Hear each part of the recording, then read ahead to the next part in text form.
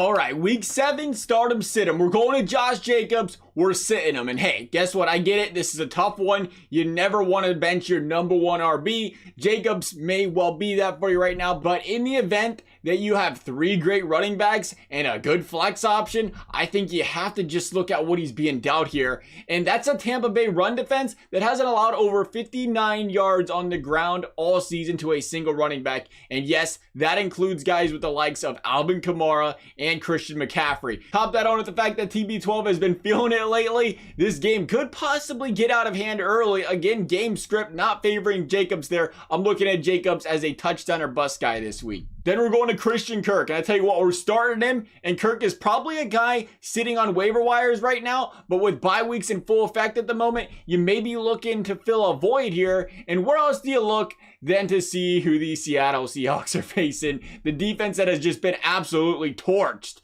from wide receivers this season by opposing teams. The Op's gonna have a big game here, I think, but that doesn't mean guys like Christian Kirk can't eat. After all, Russ has given absolutely no reason as to why he shouldn't win the MVP right now, meaning if Arizona wants to keep up, they're gonna have to air the ball out here. Kirk was 78 plus yards in 2 straight games now. Looks like a viable fill in here. Then we got Travis Fulgham. We're starting him. The Eagles can't catch a break. Injury after injury after injury. Miles Sanders, Zach Ertz, now both expected to miss time here for these Eagles. That just leaves more opportunities for Fulgham, who has just come off 2 games against 2 of the best defenses in the league in Baltimore and Pittsburgh and put up 23 targets for over 220 yards and 2 touchdowns.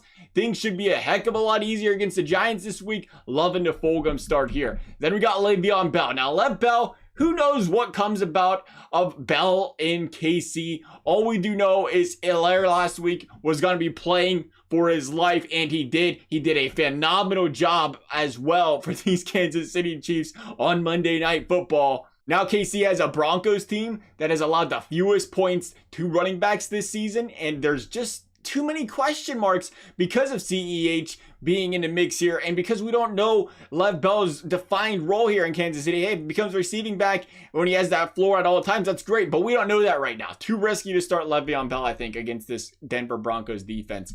Then we're going to Deebo Samuel. I like the Deebo Samuel play here. Keep in mind, this is a Pats defense that plays to take away your top weapon. That, in San Francisco's case, being George Kittle. San Francisco's kind of in that same situation as the Raiders are here. That being, Waller was their number 1 threat. So the Pats went out there, shut him down, 2 catches for 9 yards. But Renfro would go out and drop 84 yards and a touchdown that exact same week. I expect the same here for San Francisco and Deebo Samuel. Then we finally got Rob Gronkowski. We're starting him, baby. It's looking more and more like it was just taking a couple weeks here for Gronk to dust the rust off more than it was Arians saying, hey, we just don't actually use the tight ends. It looked like more of a cover-up by Arians, waiting for Gronk to get into the feel of things, because he's now seen 6 or more targets in 3 of the last 4 games and continues to look more and more like the Gronk of old, who could very quickly start taking the only value Mike Evans has left, that being 2-yard touchdown pass targets. Then we got Kenyan Drake.